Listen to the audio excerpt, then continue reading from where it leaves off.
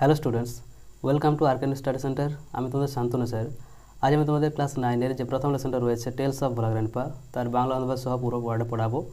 তো আজকের ক্লাসটা মনে সহকারে দেখতে থাকো। তো চলো শুরু করা যাক আজকের ইংরেজি class.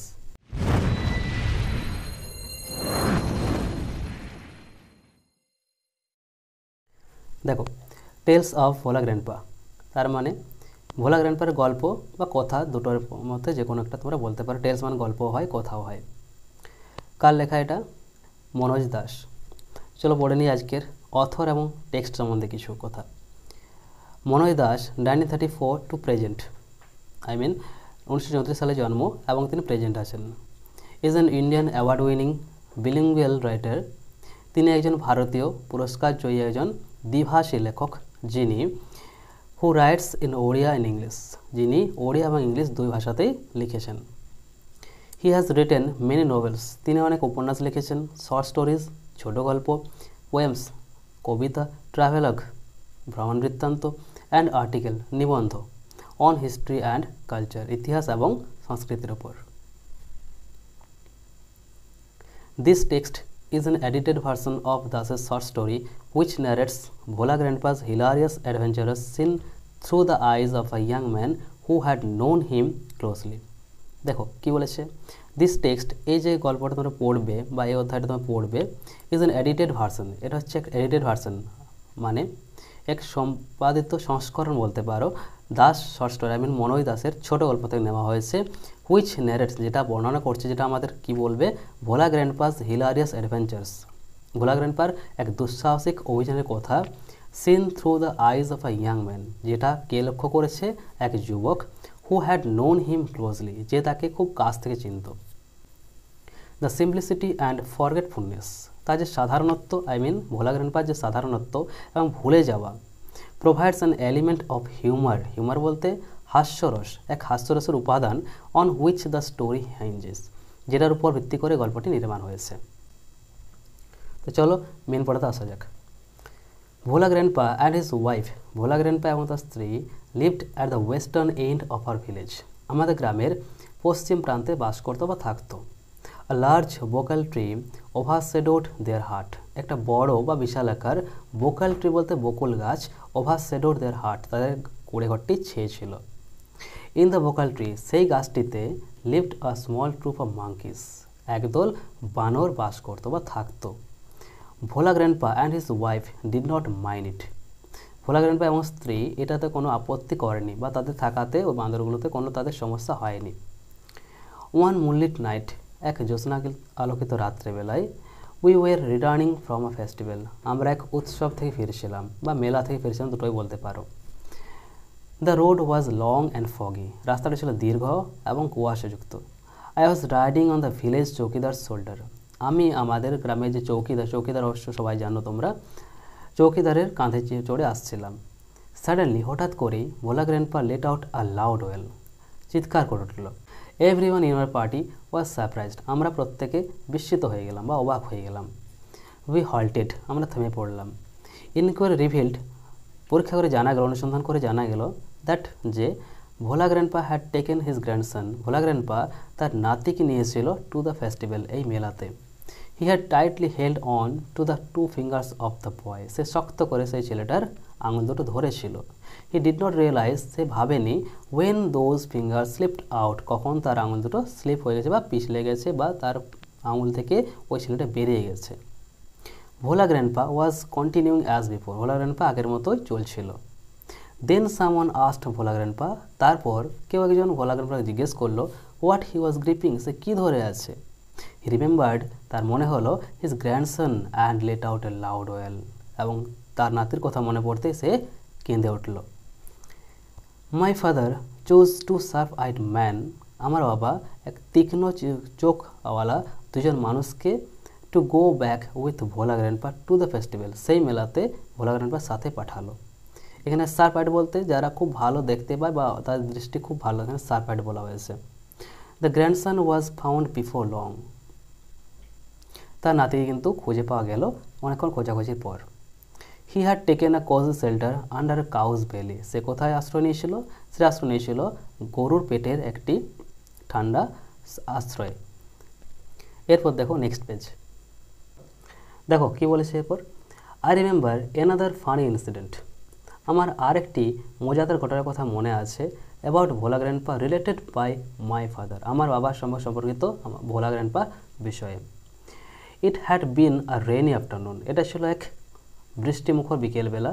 Bhola grandpa wild with excitement told my father and his friends, Bhola grandpa কী বলেছিল, সে খুব অত্যন্ত উত্তেজিত হয়ে আমার বাবাকে এবং তার বন্ধুদের বলেছিল, he had seen a gang of pirates, তারা সে একদল জলদস্যু দেখেছে।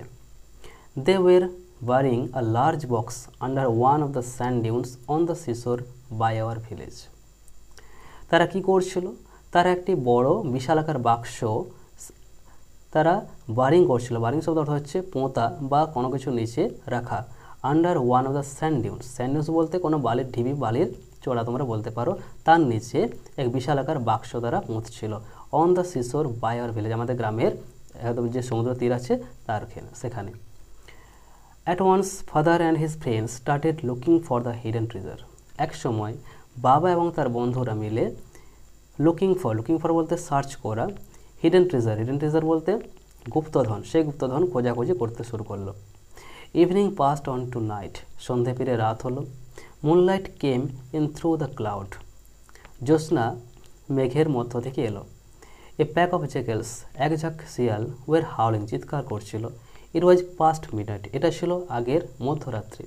At this point of time, এই সময় Bhola grandpa confessed, Bhola grandpa স্বীকার করলো, that there was no real treasure, কোনো সেখানে আসল সম্পত্তি বা সম্পদ নেই।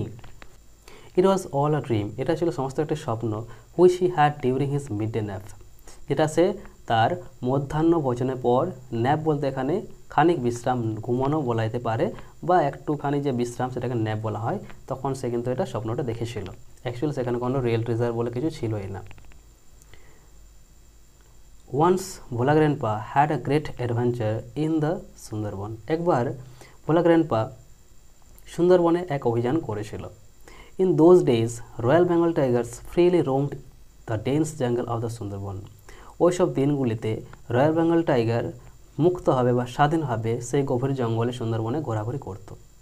People took care to move about only in groups, particularly after sundown, মানুষজন যারা যেত তারা কিন্তু খুব অত্যন্ত যত্নের সাথে বা সতর্কভাবে দল বেঁধে তারা যেত, বিশেষত সূর্যাস্তের পর। One evening Bhola grandpa was returning from the weekly market, এক সন্ধ্যাবেলায় ভোলা গ্র্যান্ডপা সাপ্তাহিক বাজার থেকে ফিরছিলেন। Suddenly at a distance of about 5 yards behind him, হঠাৎ করে তার থেকে 5 হাত দূরে, he heard a growl of royal Bengal tiger, সে রয়্যাল বেঙ্গল টাইগারের চিৎকার শুনতে পেল। Bhola grandpa turned and found the bright gaze of the tiger on his face, Bhola grandpa ঘুরল এবং দেখল সেই বাঘের উজ্জ্বল চোখ করে সে তাকিয়ে আছে তার মুখের দিকে। Bhola grandpa instantly climbed up a nearby banyan tree, Bhola grandpa তৎক্ষণাৎ উঠে পড়ল কাছের একটা বেনিয়ান ট্রি, বট গাছে। The tiger roared and circled the tree about 100 times, সেই বাঘটি চিৎকার করলো, গর্জন করতে থাকলো এবং সেই গাছটাকে ঘুরতে থাকলো প্রায় 100 বারের মতো। দেন ইট সেটল ডাউন আন্ডার এ বুশ, তারপর সে বসে পড়লো একটা ঝোপের মধ্যে, without taking it's eyes of him, তার থেকে চোখ না ফিরিয়ে বা চোখে চোখ রেখে। উইথ নাইটফল, রাত নামার সাথে সাথেই the forest grew dark and silent, জঙ্গলটা অন্ধকার এবং নিস্তব্ধ হয়ে পড়ল। Bhola grandpa could hear the tiger beating its tail on the dry leaves, Bhola grandpa শুনতে পারছিল সেই বাঘের লেজ নাড়ানোর শব্দ সেই শুকনো পাতার মধ্যে। আওয়ার পাস্ট, সময়গুলো পেরোলো। Dawn broke with the cooing of doves, ভোর হলো ডাবের ঘুঘু পাখির ডাকে। Bhola grandpa came down, Bhola grandpa নিচে নেমে এলো। There was a group of man on a mount a little away, কিছু দূরে সেখানে এক ঝাঁক লোক সেই ঢিপির উপর দাঁড়িয়েছিল।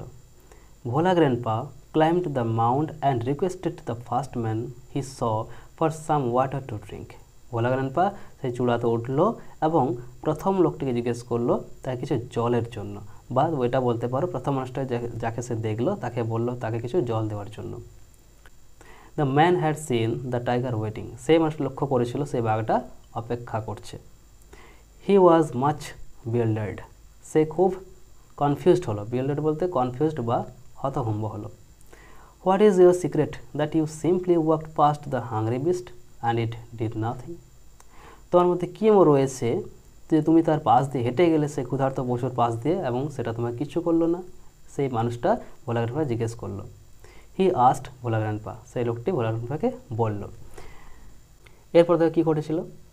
The tiger was stretching its limbs and yawning, yawning বলতে হাই তোলা, সেই বাঘটা হাই তুলছিল এবং তার গা ভাঙছিল।